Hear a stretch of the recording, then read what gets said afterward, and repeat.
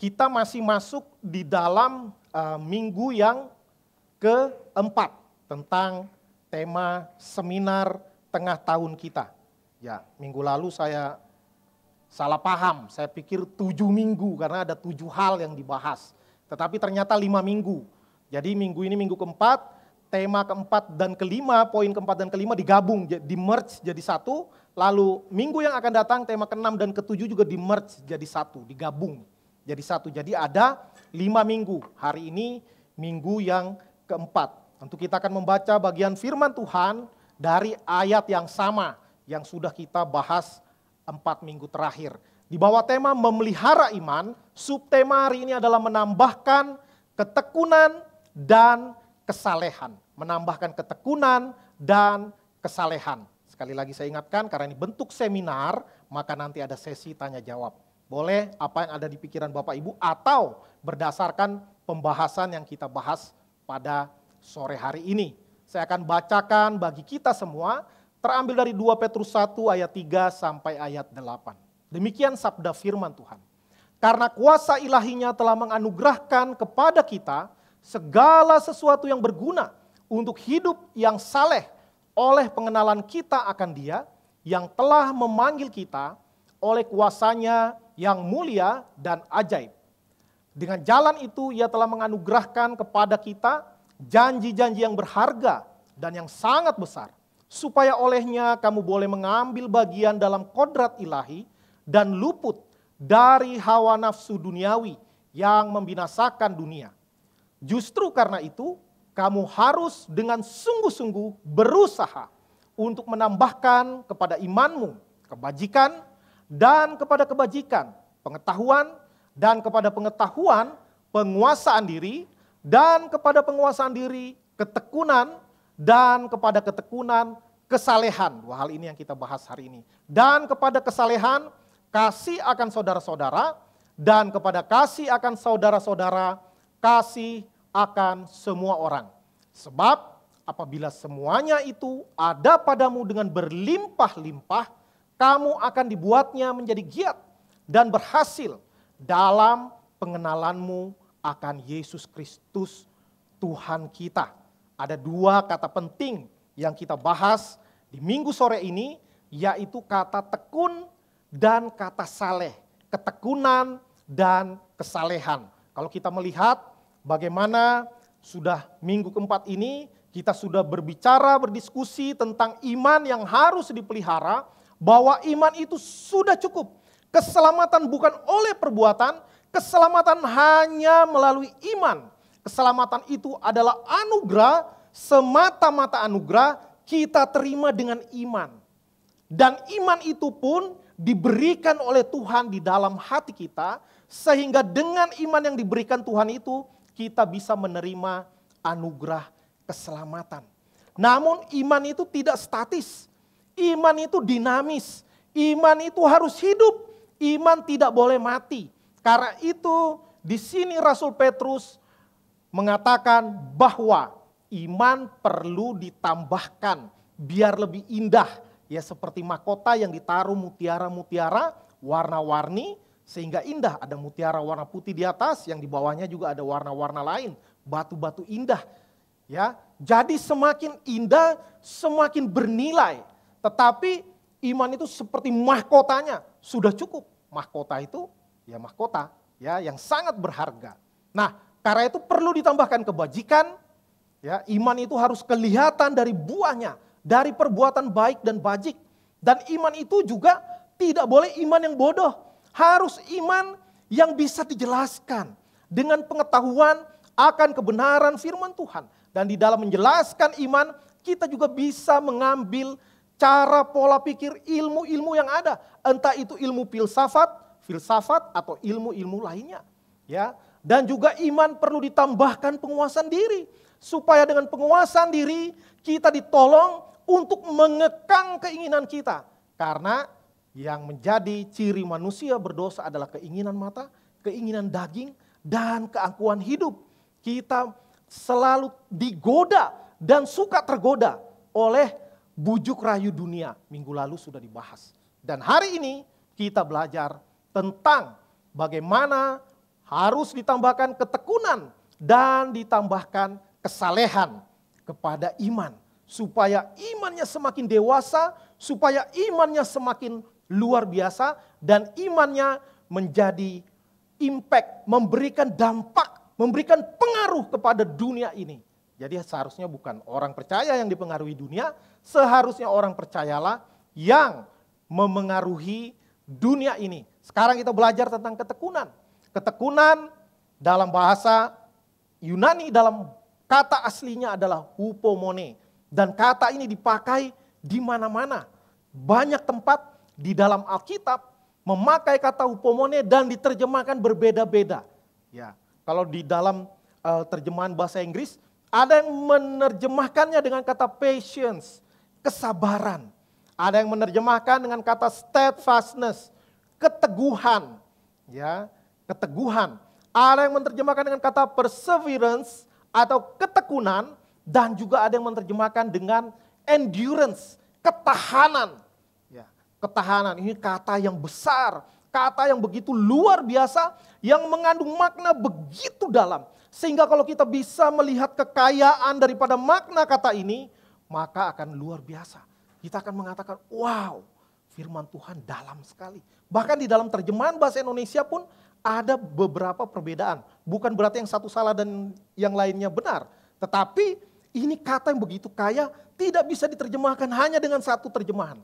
Ya, di dalam bahasa terjemahan Indonesia Baru pakai kata ketekunan. Tetapi dalam bahasa Indonesia masa kini terjemahnya diterjemahkan dengan kata tabah. Ya, kalau dengan versi firman Allah yang hidup diterjemahkan dengan kata sabar. Dan kata ketekunan ini korelasinya begitu dekat dengan kata-kata penderitaan dan kata kesengsaraan. Ya. Jadi kata ini digunakan setidaknya ada 2 ayat yang bisa saya kutipkan bagi kita semua yang memakai kata hupomone. Dari Wahyu 2 ayat 3 yaitu surat kepada jemaat di Efesus, kalimatnya begini, dan engkau tetap sabar dan menderita oleh karena namaku. Jemaat Efesus pada waktu itu adalah jemaat yang kecil di kota yang besar. Mereka itu diintervensi, mereka itu ditakut-takuti karena mereka adalah minoritas yang begitu lemah. Mereka minoritas secara kuantitas, jemaat jumlahnya sedikit, mereka minoritas secara ekonomi, mereka minoritas secara politik. Sehingga mereka bukan apa-apa dan mereka ditekan, ya, mereka disiksa, mereka ditakuti, tetapi mereka tetap sabar dikatakan. Terjemahannya upomone di situ sabar, ya, tahan menderita, dan tentu saja Yesus Kristus di Ibrani 12 ayat 2 dikatakan Yesus, ini ayatnya panjang, jadi saya ambil kata tekunnya. Dengan mengabaikan kehinaan, tekun memikul salib, ganti sukacita yang disediakan bagi Dia. Ya, Yesus tekun, ini juga pakai kata hupomone. Salib itu berat, ya. Salib itu bukannya enteng, berat. Dan salib itu kalau sekarang kita bangga pakai aksesoris salib. Di rumah pakai tanda salib, di gereja pakai tanda salib, kalung pakai tanda salib, anting pakai tanda salib. Bahkan batu akik, pendeta Netsen saja batu akiknya salib. Ya, tapi asli ya, bukan direkayasa, itu dari alam. Wah, Tuhan bekerja melalui alam, batu akik pun bisa salib. Ya. Salib itu berat dan salib itu lambang kehinaan. Ya, salib itu adalah hukuman yang paling berat bagi penjahat kelas berat, badannya belum tentu berat. Ya. Itu adalah bentuk kehinaan dan penghinaan. Hanya penjahat-penjahat yang kejahatannya extraordinary, yang begitu parah, nggak mungkin dia susah untuk bertobat. Dan begitu dampaknya begitu besar, menciptakan kegaduhan di seluruh negeri. Hanya orang-orang seperti itulah yang dijatuhi hukuman salib. Ya. Karena itu ketika Yesus memikul salib, ini bukan soal berat mikul barang. Ya. Itu adalah penghinaan yang luar biasa. Maka kalau ada orang dihukum salib, image pertama pasti berarti penjahat kelas kakap. Bukan cuma kelas kakap, kelas paus. Ya. paus biru yang paling besar. Ya. Penjahat kelas kakap, orang mana tahu itu beritanya bagaimana, karena tiba-tiba dihukum dengan pengadilan yang begitu singkat, langsung jatuh vonis, langsung eksekusi. Waduh, luar biasa. Tetapi Yesus tekun memikul salib. Karena apa? Ini kata upomonenya, ya, bahwa dia bukan hanya menerima, tetapi dia melihat ke depan, ada tujuan yang ingin dia capai melalui kesengsaraan dan penderitaan ini. Sehingga dia bukannya pasrah, menyerah, apa boleh buat. Kadang kan kita gitu ya, kita kadang sabar, bukan karena kita sabar, karena kita nggak mampu mau melawan, ya, karena kita tidak punya wewenang untuk mendobrak. Karena kita kalah status mungkin dengan atasan kita. Maka kita sabar bukan karena kesabaran yang sejati. Tetapi karena tidak kuat untuk melawan. Ini bedanya dengan Yesus. Dia mampu untuk melawan, kalau dia mau sikat semua orang itu gampang. Ya, gampang. Yesus bilang, bukankah aku bisa memanggil bala tentara sorga? Ya, bahkan muridnya mau bela, Yesus marahin. Ya, Petrus mau bela, keluarkan pisau, potong telinga penjahat, potong telinga para penjaga itu. Yesus marah. Saya bisa kalau mau manggil bantuan, tapi Yesus tahu dia tekun. Dia pikul salib karena dia tahu dia punya tujuan di depan untuk apa? Untuk menebus dosa manusia. Karena itu ketika dia tekun memikul salib, dia enggak bilang, aduh berat amat sih ini salib. Enggak. Ya, itu kata tekun. Jadi ada kesabaran, ada ketahanan, ada keteguhan, dan dia punya tujuan melalui penderitaan salib. Mulai dari Via Dolorosa, perjalanan menuju salib, sampai kepada dia disalibkan. Karena itu dia bisa tahan semua penderitaan itu. Ya, beda sekali dengan orang-orang Kristen kebanyakan. Ya. Yesus menderita supaya kita diberkati. Yesus miskin supaya kita kaya. Dia menderita supaya kita disembuhkan. Ya, lupa kita bukan cuma bisa disembuhkan, bisa disakitkan juga.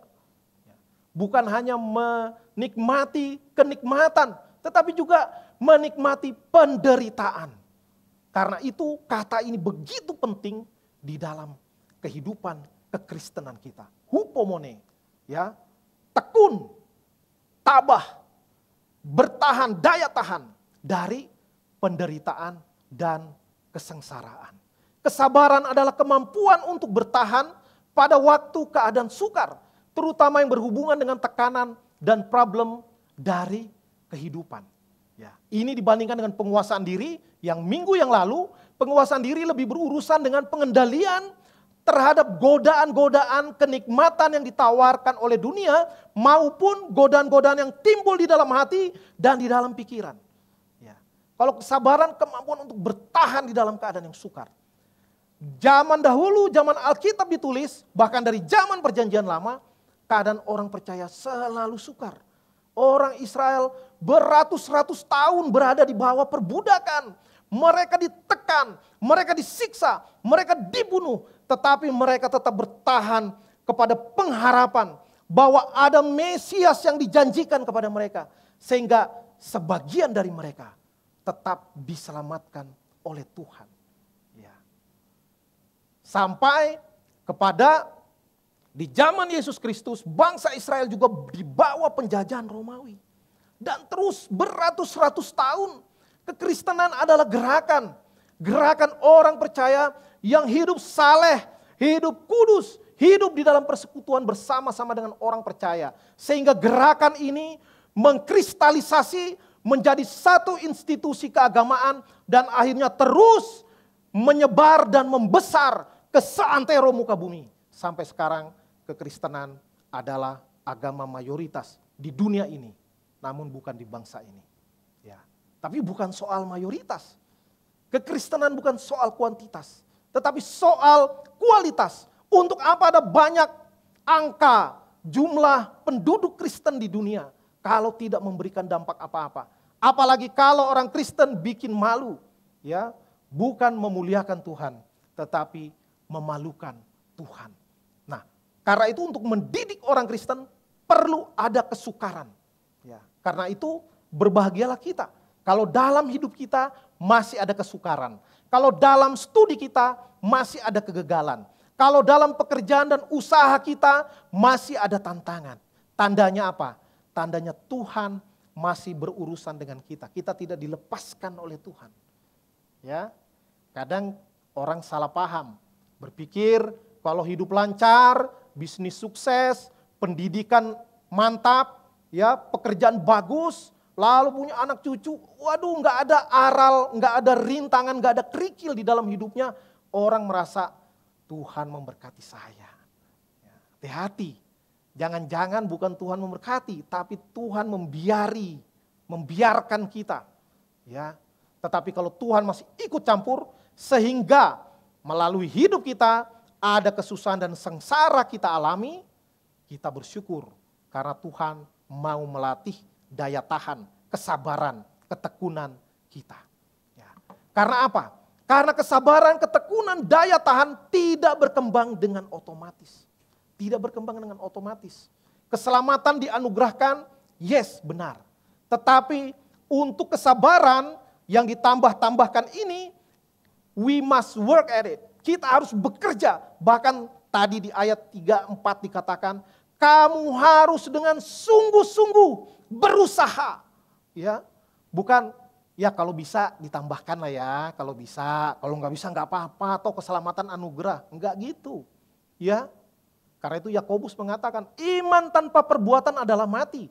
Ini pun ada orang salah paham. Tuh kan keselamatan karena perbuatan bukan karena iman, salah. Yakobus mau mengajarkan bahwa keselamatan hanya melalui iman, tapi iman itu harus berbuah. Salah satunya dengan kesabaran. Ketahanan, menderita. Itu harus diperkembangkan dengan sengaja, dengan usaha. Ya, saya sudah pernah bilang, ya, tanpa Tuhan kita tidak bisa apa-apa. Tapi tanpa kita, Tuhan juga tidak mau. Ya, Tuhan mau kita dewasa. Tuhan tidak mau kita bayi terus, yang enak-enak terus, yang manis-manis terus, mimi cucu terus. Ya, tidak bisa. Tuhan pada waktunya akan memberikan pengajaran yang keras dan tegas kepada kita. Karena itu cara mengajar anak TK beda sama anak SMA. Ya, kalau anak TK masih dia salah-salah masih dimaklumi, malah menghibur. Ya, tapi kalau orang sudah tua, sudah besar, sudah mahasiswa misalnya, menyebalkan, waduh, tidak mungkin diperlakukan sama seperti memperlakukan anak TK. Nah, pencobaan-pencobaan seharusnya melatih ketabahan kita. Ya, 1 Korintus 10:13 ini hafalan sekolah minggu. Mungkin kita hampir semua hafal ini ya. Bahwa pencobaan-pencobaan yang kamu alami tidak melebihi kekuatanmu. Tuhan itu setia, karena itu dia akan memberikan jalan keluar supaya kamu dapat menanggungnya.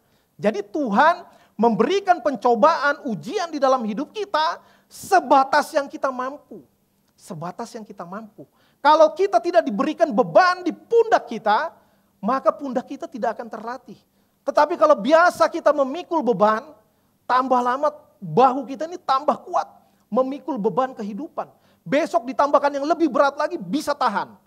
Ya, tahun depan ditambahkan lebih berat lagi bisa tahan. Seperti atlet angkat besi kan. Enggak tiba-tiba dia bisa ngangkat 100 kilo dari yang enteng dulu. Ya, sedikit-sedikit ditambahkan, sedikit-sedikit ditambahkan. Sampai apa? Sampai dia benar-benar terlatih menguasai dirinya sepenuhnya dan bisa menanggung beban yang ditumpangkan di atas pundaknya. Karena itu firman Tuhan katakan berbahagialah kalau kamu jatuh ke dalam berbagai-bagai pencobaan. Ya, karena tanpa pencobaan kesabaran tidak akan berkembang. Sebagaimana atlet angkat berat, otot-ototnya tidak akan terbentuk kalau dia tidak melatih beban. Ya, nggak usah angkat berat yang lain lah. Sekarang musim sepeda. Otot-otot kaki kita tidak akan terlatih kalau enggak kita latihan sepeda terus. Ya, orang kalau belum pernah bersepeda jangan coba-coba bersepeda 100 km. Bisa kelar hidup kita. Ya, mulai dari yang pendek dulu, lama-lama tambah jauh rutenya, lama-lama tambah jauh rutenya. Ya, tetapi ada stepnya. Demikian juga dengan kehidupan keberimanan kita. Pencobaan itu dipakai oleh Tuhan untuk melatih kesabaran kita. Jadi upomone bukan sekedar menerima dan bertahan yang tadi saya katakan pasrah, bahkan menyerah, bukan. Ya. Tetapi dengan aktif, ya, sehingga Yesus tekun memikul salib sehingga ia memandang hina hukuman salib yang hina. Ya. Karena tadi ada tujuan. Sehingga kesengsaraan yang kita alami sebenarnya tidak pernah sebanding dengan kesengsaraan Kristus. Karena itu, ya kalau Pak Bigman sering bilang, jangan cengeng dalam hidup ini. Ya, setiap orang punya salibnya masing-masing. Karena Tuhan Yesus katakan, barang siapa mau mengikut aku, dia harus menyangkal dirinya, memikul salibnya, baru ikut Tuhan. Nah, Tuhan Yesus memikul salibnya. Dia tidak mengatakan, ini kepanjangan kayunya nih, coba dipotong dulu biar saya lebih kuat. Ya, biar saya mampu mikulnya. Enggak, sudah ditentukan. Ya. Satu video singkat yang pernah saya tonton, kisahnya seseorang disuruh mikul salib. Ya, baru dia rasa, aduh berat nih Tuhan, saya potong dikit ya pangkalnya. Ya, dia potong sejengkal. Wah, ini lebih ringan ini, lebih ringan. Tapi lalu dibawa lama-lama berat juga. Iya berat nih Tuhan, saya potong lagi boleh enggak? Ya terserah kamu lah. Dipotong lagi sejengkal, dipotong sejengkal, akhirnya tinggal pendek, enggak nyampe bawah lagi, ya pendek. Wah dia gini-gini, yang lain mikul salib berat dia santai-santai, ya. Ternyata menuju ke surga ada jembatannya, dan jembatannya itu seukuran salib itu. Dan setiap orang hanya boleh menyeberang memakai salib yang dia pikul selama hidup. Akhirnya ya jembatan dia enggak nyampe. Jembatan orang nyampe, ya salibnya itu jadi jembatan. Orang nyampe karena orang tekun memikul salib. Kalau dia nawar terus kayak mama-mama belanja sayur. Ya, nawar, akhirnya nggak cukup tuh salibnya untuk masuk ke surga. Sekali lagi jangan salah paham ya, bukannya keselamatan karena perbuatan dan usaha kita. Bukan, tetapi kita harus menunjukkan bahwa kita sudah diselamatkan dengan ketekunan di dalam hidup kita. Kesengsaraan yang kita alami nggak pernah sebanding. Ya Yesus jauh lebih menderita. Bukan hanya karena pukulan, karena siksaan, karena luka-luka yang dia alami. Ya bukan karena berat dan kasarnya kayu salib itu. Tetapi yang lebih berat lagi dia memikul dosa seluruh dunia. Kita jangankan mikul dosa seluruh dunia. Mikul dosa pasangan aja nggak mau. Mikul dosa anak juga nggak mau. Mikul dosa sendiri aja nawar. Biarkan Tuhan yang memikulnya. Ya saya bikin dosa terus. Habis bikin dosa, kasih sama Tuhan Yesus. Biar dibasuh dengan darahnya. Supaya saya bisa bikin dosa lagi. Ya, kadang orang Kristen seperti itu. Tidak dia ucapkan, tidak dia pikirkan, tetapi dia lakukan. Seperti itu. Itulah kekonyolan orang-orang Kristen yang salah paham. Ya. Nah, wah kalau gitu sengsara ya ikut Kristus. Kalau gitu saya nggak mau jadi Kristen. Lebih sengsara lagi. Kesengsaraan akibat dosa jauh lebih berat daripada kesengsaraan karena kita hidup benar. Jauh lebih berat. Karena apa? Karena kalau kita melakukan dosa, satu, kita bisa dihukum di dunia ini. Oleh hukum positif negara, oleh hukum sosial dikucilkan, dan yang pasti kita oleh hukuman kekal. Nggak bisa lolos. Ya, nggak bisa lolos, biarpun kita pikir nggak ada kamera CCTV. Di hukuman kekal enggak bakalan lolos. Ketahuan. Tuhan itu Maha tahu.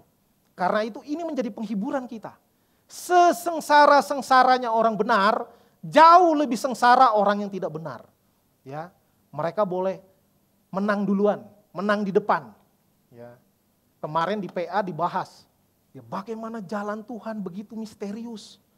Bagaimana keturunan Esau yang sudah memandang enteng hak kesulungannya, tetapi keturunan yang awal-awal jauh lebih maju daripada keturunan Yakub. Di Kejadian pasal 36 dikatakan, bagaimana keturunan Esau menjadi raja-raja di Edom. Ketika bangsa Israel belum apa-apa, masih tinggalnya pakai tenda, pindah ke sana kemari. Bangsa keturunan Esau sudah menjadi kerajaan yang mapan secara ekonomi, mapan secara politik, mapan secara kedaulatan. Sedangkan bangsa Israel, anak-anak Yakub, keturunannya di bawah penjajahan ratusan tahun. Ya. Jadi bingung, kok orang yang hidup benar, ikut Tuhan yang benar, hidupnya susah. Ratusan tahun lagi. Orang yang hidupnya tidak benar, malah enak jaya. Di itu juga dibahas di Mazmur 73. Ya, kok orang fasik itu hidupnya enak, gemuk-gemuk mereka. Ya, jangan lirik orang gemuk di samping Anda ya. Lirik aja ke depan, karena yang di depan lebih gemuk daripada yang di samping saudara. Ya, tapi orang gemuk belum tentu fasik. Ya, orang fasik juga belum tentu gemuk. Nah, itu sesuatu yang misteri, yang kita bingung. Seharusnya kan kalau taat pasti dapat berkat, tidak taat pasti dapat kutuk. Kutuk kemiskinan, kutuk belalang pelahap, kutuk semuanya. Ya, tapi dalam kehidupan acap kali kita temukan orang yang hidupnya nggak benar kayaknya enak-enak aja tuh, tetap jaya, tetap sukses, ya nggak ketangkep, yang nangkep juga nggak berani. Ya ada yang seperti itu ya.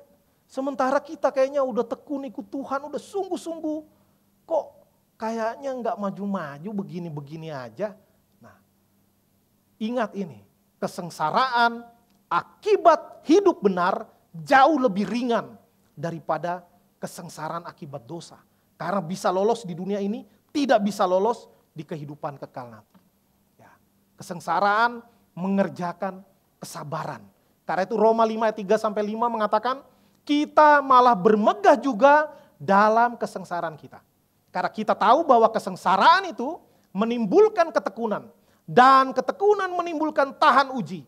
Dan tahan uji menimbulkan pengharapan, dan pengharapan tidak mengecewakan. Ya, kita bisa kalah di depan, ya, di dalam pertempuran kecil. Tetapi di dalam peperangan besar, orang benar pasti menang. Di Mazmur 73 dikatakan, setelah melihat kesudahannya, orang fasik itu akan tergelincir. Dan kebenaran akan muncul seperti siang. Ya, tapi ingat, siang itu enggak tiba-tiba. Ketika susah itu malam, dari malam ke siang itu enggak langsung klik jadi, enggak. Butuh waktu berjam-jam istilahnya. Artinya ketika kebenaran muncul seperti siang, itu butuh proses. Butuh proses. Hanya kita yang enggak sabaran. Maunya Tuhan cepat-cepat mengutuk orang-orang fasik, orang-orang jahat. Tetapi tidak demikian, jalan Tuhan beda dengan jalan kita. Sedangkan kesalehan, kata aslinya eusebia, dalam bahasa Inggris diterjemahkan ada godliness, ada piety, ya, kesalehan. Dan ini juga katanya susah diterjemahkan dengan satu kata. Ya ini kata yang begitu dalam, begitu kaya maknanya. Ya, dia setidaknya ada dua arah ketika membicarakan eusebia dalam bahasa aslinya. Yaitu arah vertikal dan juga arah horizontal.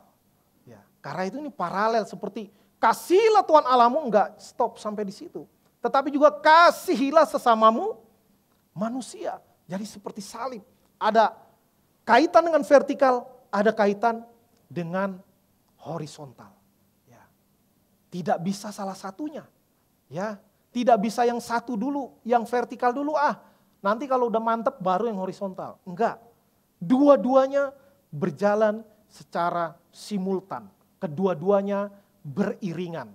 Ya, kesalehan berarti kemiripan dengan Allah. Ingat bahwa manusia dicipta segambar dan serupa dengan Allah.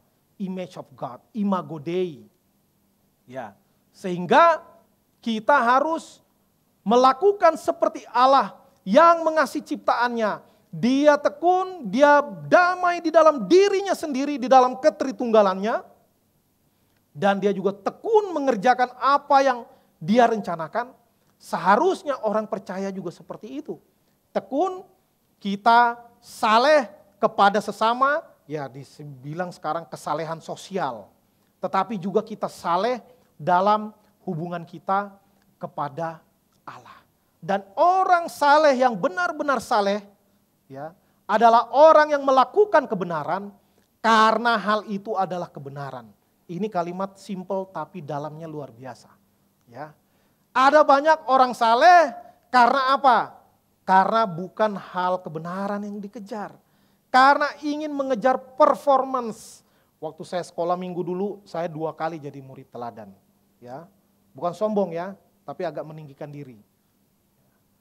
Rajin, nggak pernah absen. Ada film Doraemon, sekolah minggu, ya rajin. Ya, memang ini jangan salah tafsir. Jangan kita sekolah minggu atau beribadah karena ada rewardnya nanti maka rajin beribadah ngejar hadiah. Jangan. Ya, jangan sampai salah paham di sini. Ya. Kesalehan itu harus dilakukan karena memang hal itu adalah benar. Saya datang ibadah karena saya cinta Tuhan, karena saya harus beribadah kepada Tuhan. Ya, bukan sekedar dengar khotbah. Ingat, ibadah itu adalah satu keseluruhan, bukan cuman firman. Bukan cuman firman.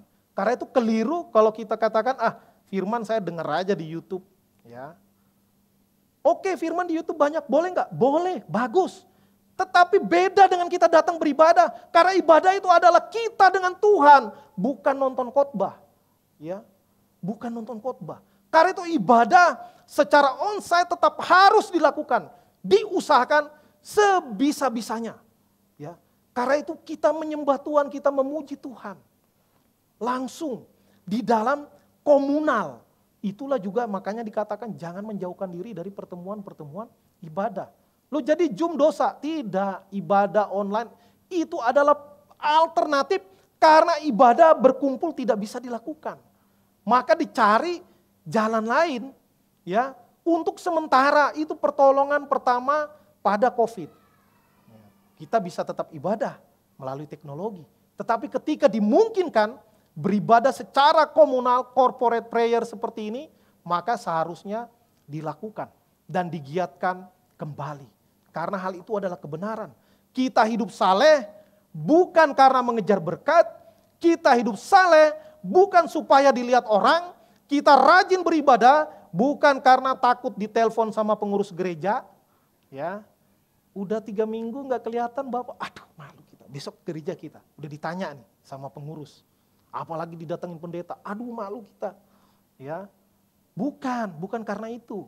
Kita saleh, kita melakukan segala hal yang baik, aktivitas rohani harus karena memang itu adalah kebenaran.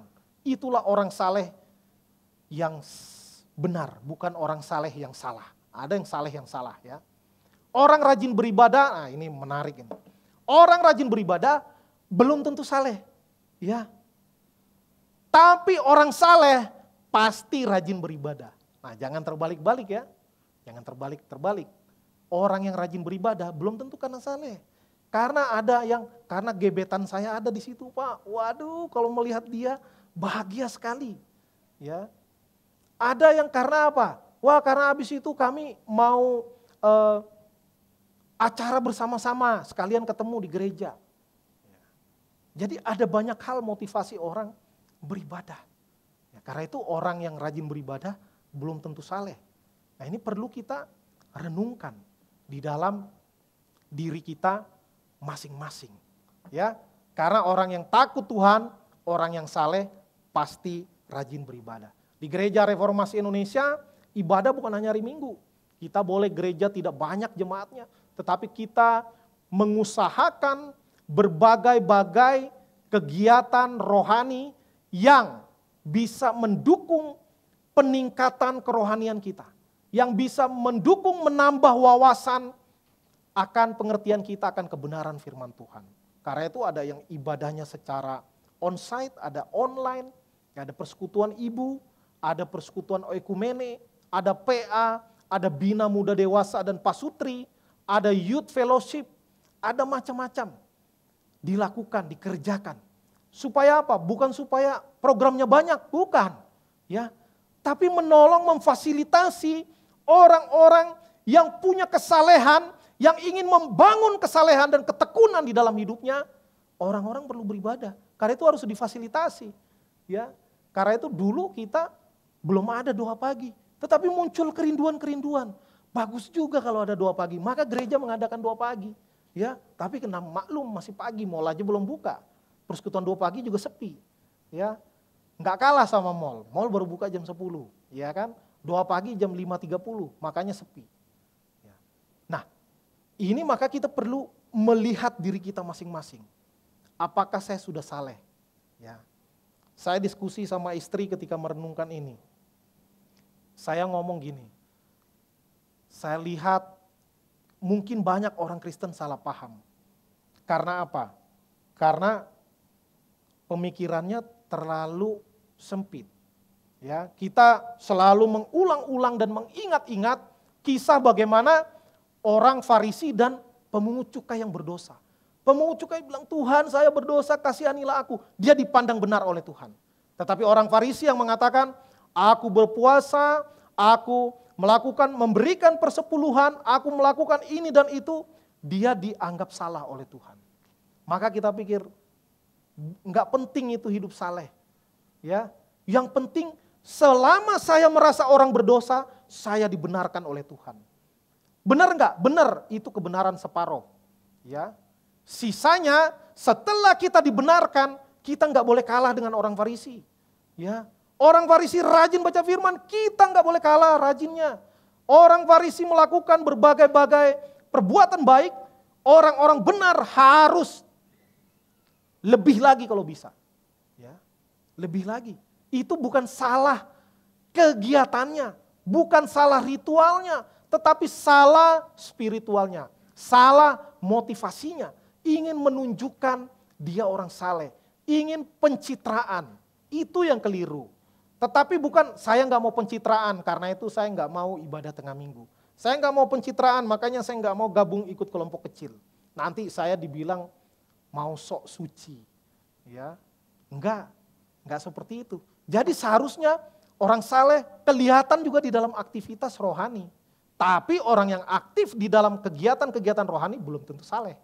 Nah, ini baik sekali untuk kita renungkan. Kalau bisa sepanjang minggu ini, tiap malam, tiap pagi kita renungkan ini. Orang rajin beribadah belum tentu saleh, tetapi orang saleh pasti rajin beribadah. Ya. Ketekunan dan kesalehan semakin sulit dilakukan. Karena apa? Karena zaman itu kayak, jangankan sekarang ya, waktu saya SMA, saya bandel di sekolah tapi saya rajin ke gereja.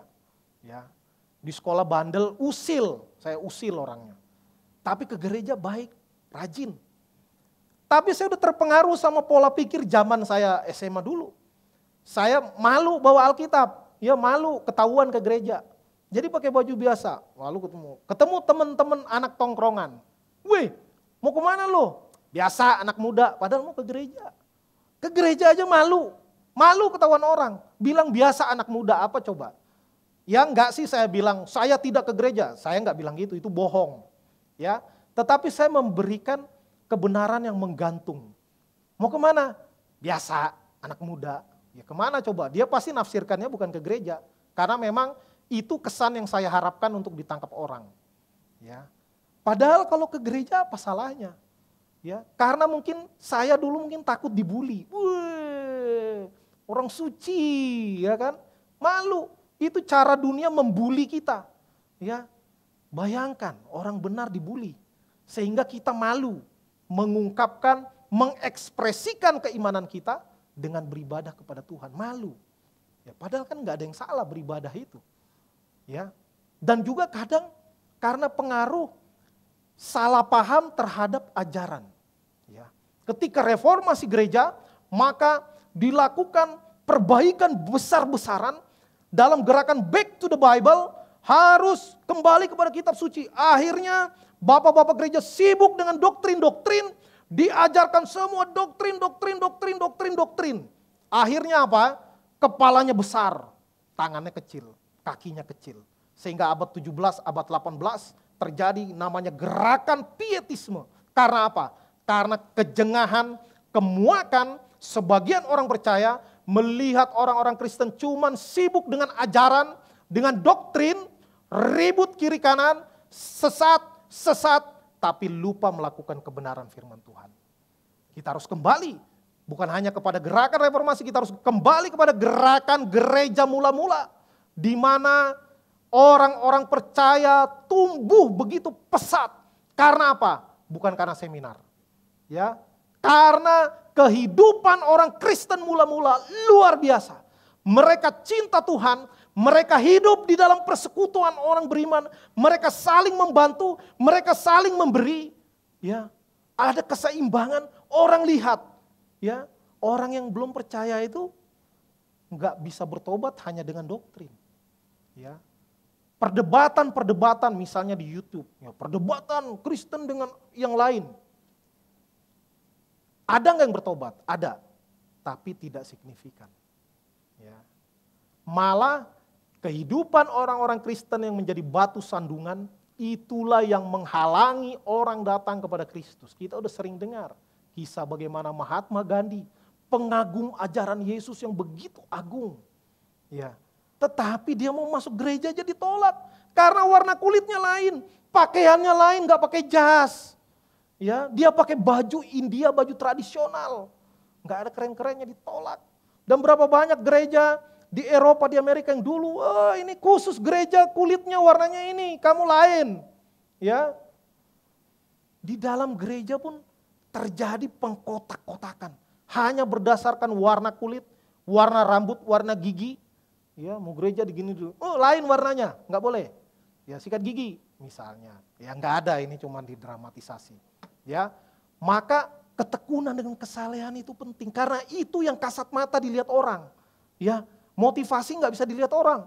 Tapi ketekunan dan kesalehan kita di dalam peribadatan itu yang dilihat orang. Itu daya tarik mula-mulanya. Maka betapa celaka dan berdosanya kita kalau orang tidak mau mengenal Tuhan karena dia melihat kita. Ya, kayak gitu orang Kristen ya. Lah, ya. Kerja datang belakangan, pulang duluan, gaji sama misalnya. Ya. Maka kita harus hati-hati. Ya, waktunya udah mau habis katanya. Jadi tokoh ini kita udah tahu semua. Ayub betapa dia tahan menderita. Sehingga Tuhan begitu kagum dengan Ayub. Tuhan bilang kepada iblis, kamu lihat nggak hambaku Ayub yang saleh dan setia itu. Kira-kira kalau Tuhan ngomongin kita gimana? Aduh, itu jemaat GRI atau pendeta GRI. Waduh, kalau ngomong sih jago dah. Tapi kelakuannya aduh malu saya. Ya jangan-jangan Tuhan ngomongin gitu tentang kita. Nah, maka kita harus pikir tentang diri kita. Bagaimana Ayub begitu Tuhan banggakan di hadapan setan. Kamu lihat hambaku Ayub yang setia, Allah kamu karena kasih semuanya, coba saya gini. Dia berapa kali menderita, kehilangan harta, kehilangan anak, istrinya juga jadi oposisi, teman-temannya juga menuduh dia berlaku dosa. Waduh, gak ada harapan Ayub. Tetapi dikatakan Ayub benar di dalam perkataannya. Masakan kita hanya mau menerima yang baik dari Tuhan dan yang buruk tidak mau? Ya. Terpujilah Tuhan, Tuhan yang memberi, Tuhan yang mengambil. Harusnya itu yang menjadi sikap kita di dalam kehidupan kita. Karena itu bangunlah ketekunan dan kesalehan pribadi. Dengan rajin beribadah, dengan rajin membaca firman Tuhan, rajin membaca buku rohani yang berbobot. Jangan buku rohani yang bikin kita nyaman-nyaman saja. Ya, yang berbobot. Supaya kita berkualitas. Rajin mempraktikkan dan mengevaluasi ketekunan dan kesalehan. Ya, ingat tadi yang sudah dikatakan. Kita harus saleh, harus kelihatan bahwa kita saleh. Tetapi setelah kita saleh, kita evaluasi. Saya ini karena memang kebiasaan, karena sekedar ritual, ya, atau karena supaya dilihat orang saya rohani, atau karena apa?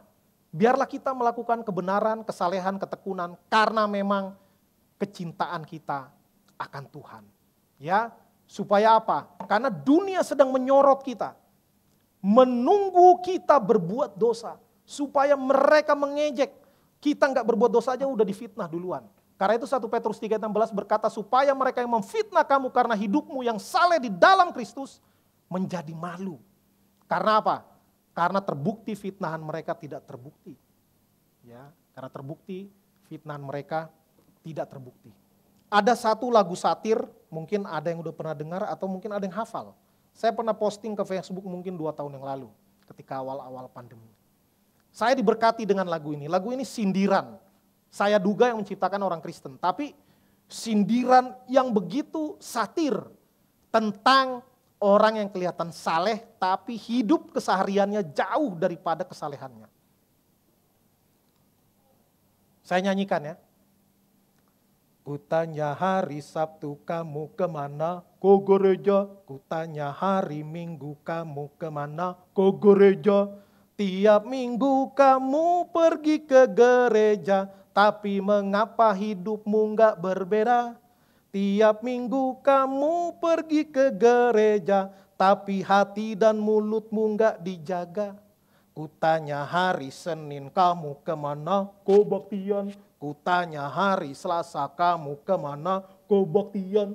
Hampir tiap hari kamu kebaktian, tapi mengapa nilaimu berantakan? Hampir tiap hari kamu kebaktian, tapi mengapa prestasimu pas-pasan? Wah, ini lebih nyindir lagi. Kutanya Rabu, Kamis, Jumat kemana? Persekutuan. Kutanya Rabu, Kamis, Jumat kemana? Persekutuan.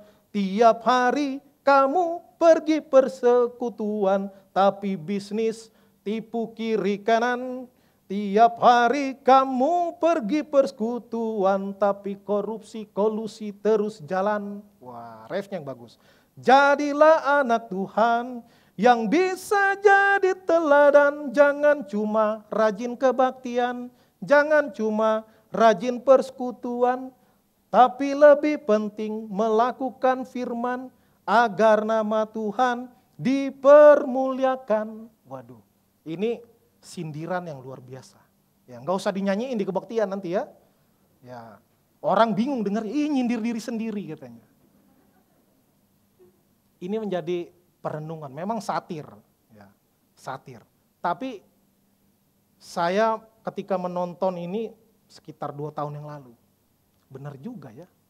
Apalagi kita yang punya jabatan, kita pendeta, penatua, aktivis, guru sekolah minggu, yang memang datang karena harus datang. Kadang-kadang kita melihat pelayanan itu beban. Ya, gue kena jadwal lagi. Ya.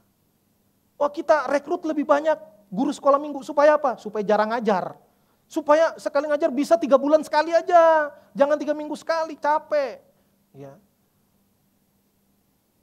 Kita ingin merekrut banyak orang supaya jarang pelayanan. Tapi sebaliknya, ada orang yang mau pelayanan gak mau ada yang ganti. Ya, enggak, harus saya. Supaya apa? Supaya kelihatan dia luar biasa. Ya. Maka ini menjadi perenungan bagi kita, peringatan yang keras bagi kita. Ya. Orang yang benar akan hidup tekun dan saleh. Ya. Tetapi jangan sampai aktivitas-aktivitas hanya sekedar ritual yang mengutamakan performansi atau performance. Tetapi biarlah itu menjadi spiritual yang mengandung esensi yang benar, yang murni, yang berkenan di hadapan Tuhan. Saya cukupkan sampai di sini. Sekiranya ada pertanyaan 1 atau 2 pertanyaan, silakan. Panitia akan memberikan mikrofon kepada Bapak Ibu Saudara-saudari. Dimulai dari sekarang. Boleh? Acungkan jari.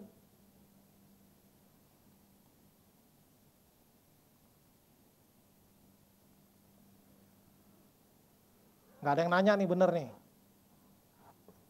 Nanti cari searching lagunya ya. Ya, searching lagunya. Nggak ada yang nanya ya? Wah, ini menolong pembicara nih. Kayaknya udah capek Pak Pendeta itu. Biar aja lah, biar cepet turun dia.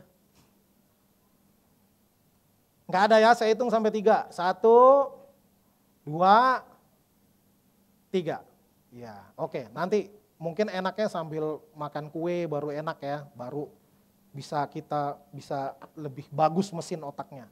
Ya, baik. Mari kita berdoa.